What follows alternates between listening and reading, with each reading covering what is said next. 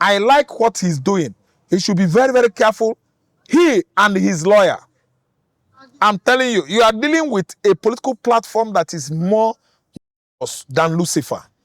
If you walk with them, if you are eating with them, you use what? Long spoon and long cutlass as well. Walking with them, cutlass, you must use long one. Eating with them, spoon is what you should use. And make sure that you use one with long handle. Because if we could have like 5 to 6 Verydarkman in Nigeria, Nigeria will be free. What the Verydarkman has done to us, I'm just trying to compare and contrast both, personalities, two of the men. See, you cannot equate Verydarkman's achievement in a month in this country. Verydarkman has achieved a lot, bordering on what he did, over Bobrisky's case with federal government of Nigeria. Bobrisky was jailed. To you and I, we had it. Sent to Krikri maximum security, Apapa, we had it.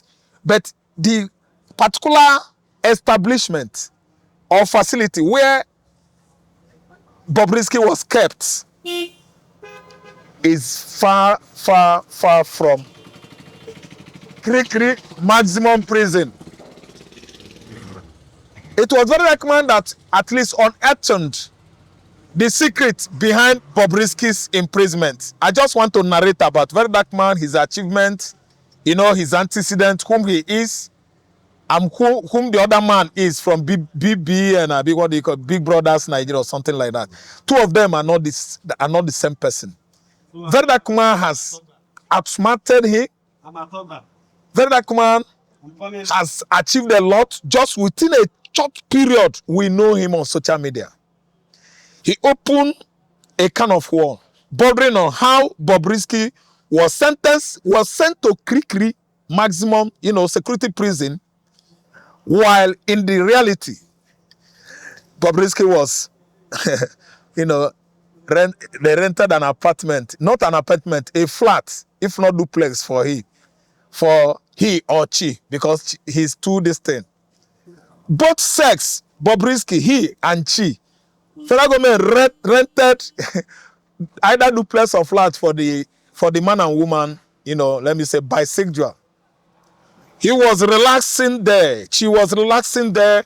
All these politicians, senators, the lawmakers, ministers, all the government functionaries were at least patronizing the lady, the man as well. And all Nigerians were like, yes, we've gotten it right. This Bobrisky of a man or a woman, her own is getting much. He is, taking too much. While this guy was enjoying him or herself in a flat, in a rented duplex, Nigerians were insinuating and still at least believing that Bobrisky was sent to prison. It wasn't. Who made all these hidden secrets known to Nigerians? Verydarkman. So what I'm trying to say is D1 from BBN, I think, yeah, it's not matched. It's not a match with Verydarkman. Verydarkman has achieved a lot.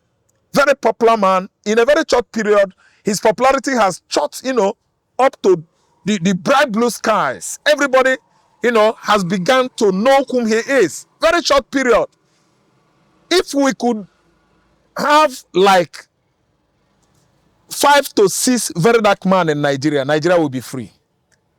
Nigeria will be free from the tutelage of, hegemony. Nigeria will be free from the tutelage of our political leadership. Nigeria will be free from bribery and corruption. I think Verydarkman has achieved much, much more than we could actually, at least, understand of him. Verydarkman actually sensitized us on how Bobrisky, avoided prison. If anybody is charged and is culpable of the offense, he is going to prison. But it was Verydarkman that actually made us understand that some persons did not go to prison in the past. They rented apartment for them and they started enjoying themselves. While to the common Nigerians, such a person is or was sent to jail. He went directly to the lawmakers. Nobody has ever done that in the history of this country. He went to the auditorium of the lawmakers where the law in Nigeria, are being legislated. He challenged the lawmakers. He actually pointed out where they are getting it wrong and where they are getting it right and introduced himself. After introducing himself to the lawmakers, the whole lawmakers in Nigeria surrendered before Verydarkman. They actually understand that there are some persons that are monitoring the current activities, even the previous ones, of these political leaders in Nigeria today. Verydarkman dig it out, and Bobrisky was questioned. He was at least actually brought back to jail. In reality, it was because of Verydarkman.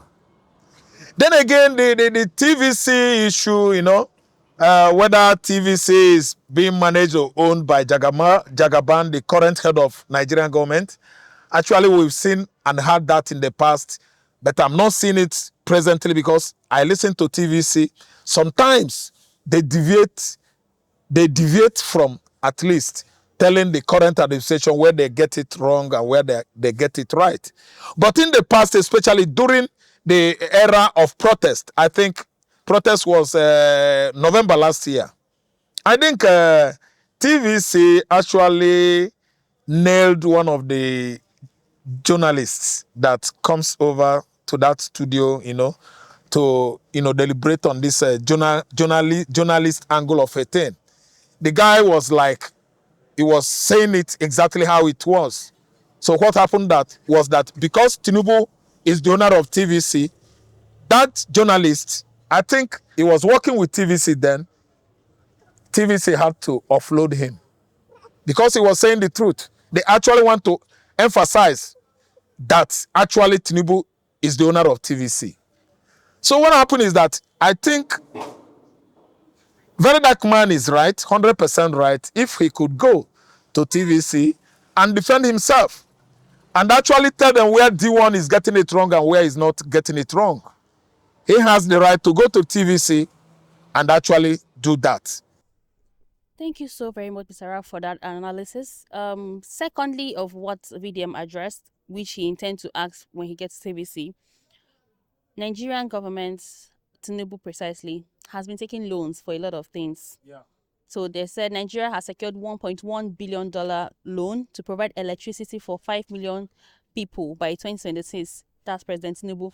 And then VDM is highlighting the fact that when we have over 300 billion people in Nigeria, they're thinking about taking $1.1 billion for 5 million Nigerians.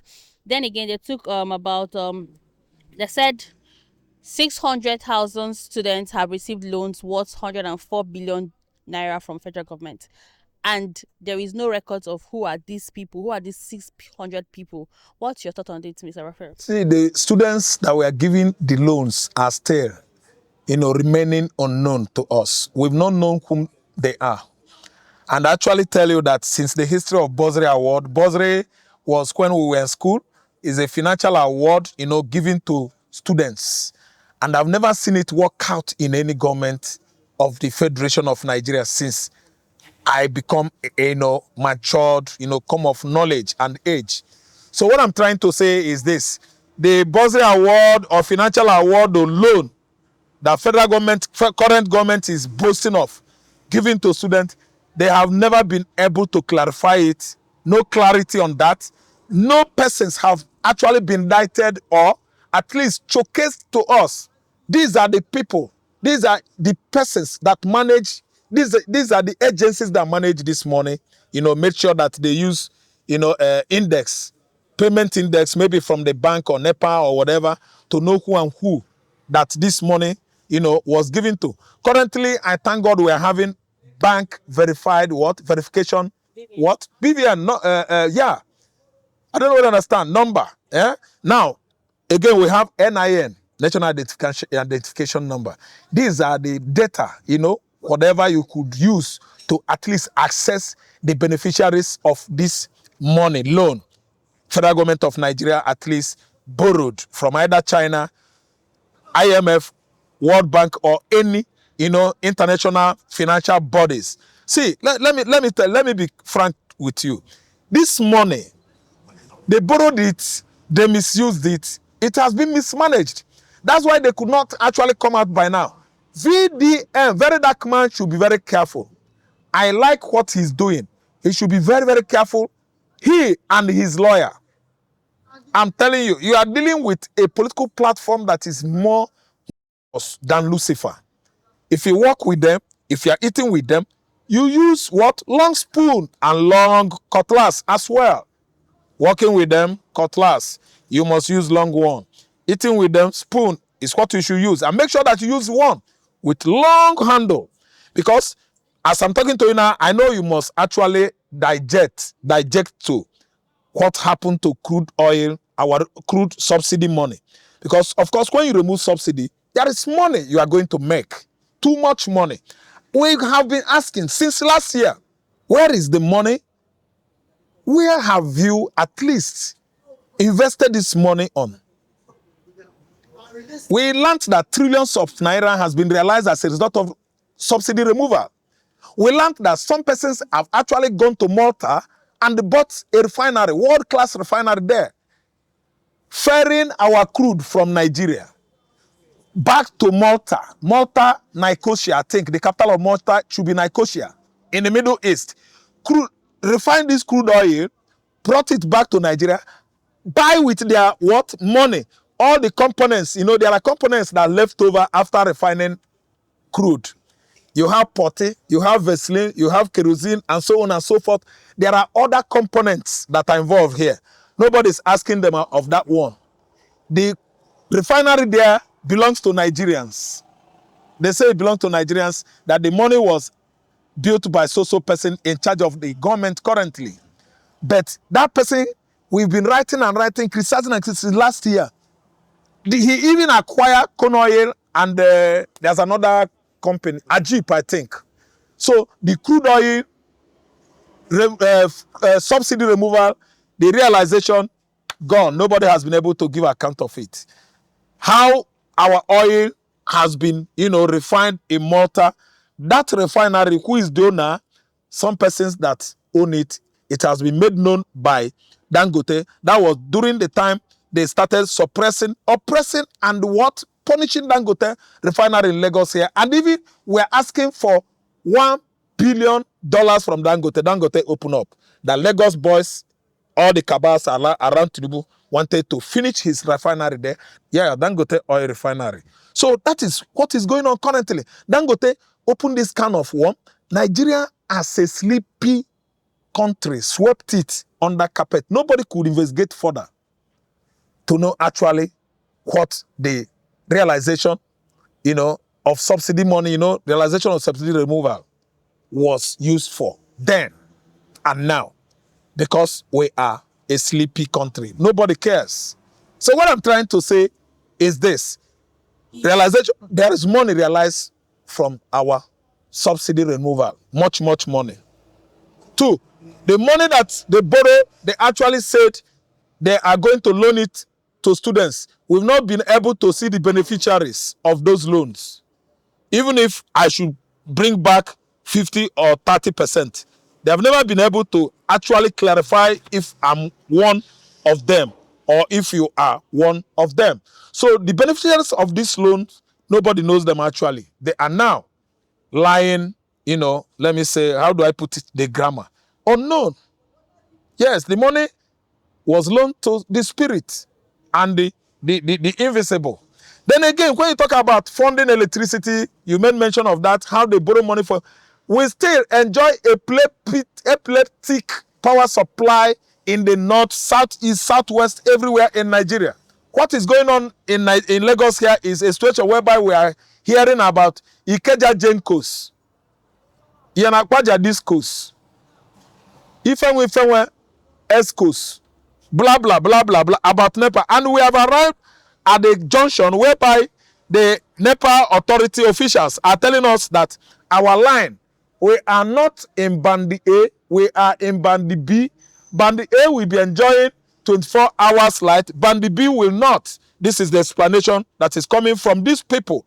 And light has never been able to be what? Stabilized in Nigeria over many many months now. Yet some persons are telling us that federal government are borrowing this, borrowing that to stabilize power supply in Nigeria. That there is grid, power grid or whatever terminology they use about. Yes. See, all the money borrowed from World Bank, IMF, France, any international financial body, the government of the day are in charge. They mismanage it.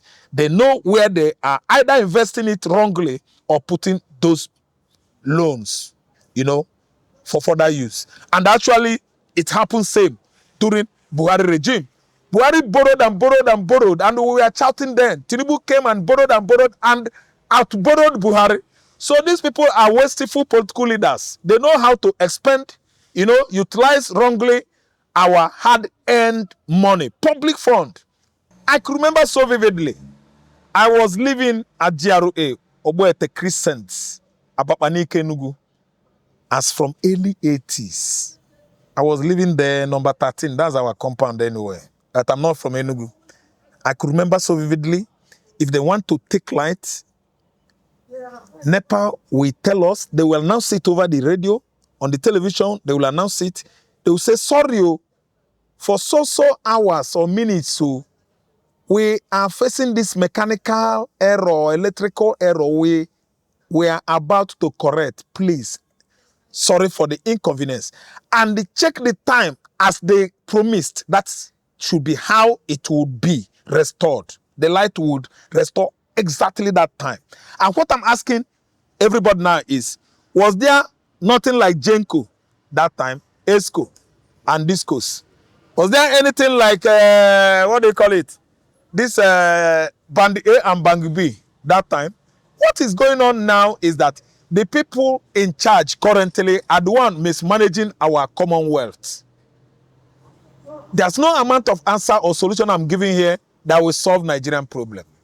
Nigerian problem is, if you're a Nigerian, work hard, make sure you hustle hard to eke out a living in Nigeria. Don't follow federal government of Nigeria. State government, if you're interested, because you are from that particular state, venture into some establishment or platform to know exactly how your state governor, where he garners or at least, channel the allocation from federal that comes into your state. But anything federal in Nigeria doesn't belong to anybody. And you know what? It will later come back to them, their kinsmen and their children. I have this question. The man that is handling the what do you call it? Something, Guinea one, federal, something like that. What do they call this money? That is for you when you retire. Pensioner Guinea one of Nigeria Federation, that one that Mohamed Maina was indicted at the tune of 9 billion naira. They arrested him. Jonathan regime gave him only 6 months imprisonment with an option of 750,000. Imagine the kind of whooping amount Maina wanted to siphon alone. Jonathan regime could not even give him a punishment that at least equates the velocity, the gravity of the offense Maina committed. Maina just paid 750,000 naira. He went free. Do you know what? In the later days of Maina, where I'm I'm just trying to channel my reasons. In the later years of Maina will be like 76, 80, 85. What will happen? He will be visiting office of the pensioner Guinea one to collect his pension, isn't it? They will allow him stagnated on the line, and the sun will be beating him. Maina will be suffering it. Before you know it, Maina will collapse and faint. And that is what is going on at the federal level. All Nigerian soldiers, all our policemen, they are falling, slumping, where they are queuing up to receive pension that belongs to them, the money they worked for in the past.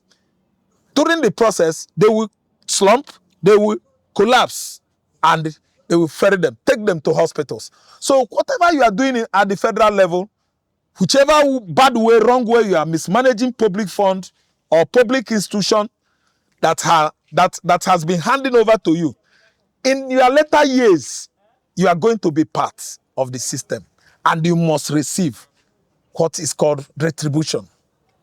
Law of karma must actually visit all of them. They are stealing this money. Actually know that all the federal workers, civil servants, all the parastatals, all of them, they are going to be part of pensioneering. The pensions, they must receive it in the future. And because they have stolen enough, the future government of the federation will have no money to pay them. All these present civil servants you are seeing that are stealing money at the high offices, federal level, state level, they are going to bear the in their later years to come. So what am I trying to say? We are the most populated black nation in the world. So are we most, let me say, mentally, ranged, deviated. I'm not apologizing to any Nigerian, because you and I, we are here witnessing all this. We are not doing anything. And this is my own quota that I'm contributing. We are the worst, mentally demented, black race in the world. How could a Nigerian public office holder acquire money to the tune of 1 trillion, 80 billion? Look at Yaya Bello, just for school fees, and nobody's asking him question. And is he mentally okay for paying and pay for his children unborn? That was the allegation the American British school actually told Nigerian government, that this man paid in arrear, paid. There are lots and lots of insanity. Let me tell you, psychophancy going on in Nigerian political system. And we the youths, we the people that care to stop this, anomaly going on, seems to be, docile and over-complacent. We're not doing anything about it. Thank you so very much, Mr. Ralph, for that extensive explanation and analysis. Yes, a very quick one. Let's get your thoughts on the fact that the Canadian embassy denied Chief of Defense visa. What's your thought on this, sir? Thank you. What is good for the goose is also good for the gander. There is this law of diminishing return. I think I met it on economics. Yes. You are eating, you are enjoying yourself, not knowing that economically it's going to affect your business. It's going to affect your family running, financial running of your family. So what am I trying to say here? The people at the higher positions, especially in the office, they actually keep on marginalizing, bringing down the citizens, the Nigerian citizens, the Nigerian masses, not actually knowing that it is going to come back to them. As they are doing so, they are doing it unto themselves. Okay, now we are talking about jackpine. We are talking about how people are, being freed by court. Still, federal government of Nigeria said no, that person will not go, because they have the guns, and the court has justice and law on its hand, while federal government of Nigeria has guns and other dangerous, lethal weapons. So at the end of the day, the court will deny its right, which is court contempt. Yes. You know what I mean? Christopher Musa is busy violating the innocent youth, their rights, infringing on them. Christopher Musa does not know that the international community are watching over all his activities of Nigerian military forces in Nigeria, which is why he actually went to Canadian embassy, and the Canada being one of the, human rights, record good keeper, the best human rights record, the best in American continent is Canada. I don't see United States even, outsmarting Canada or being better than Canada when you talk about human rights violation.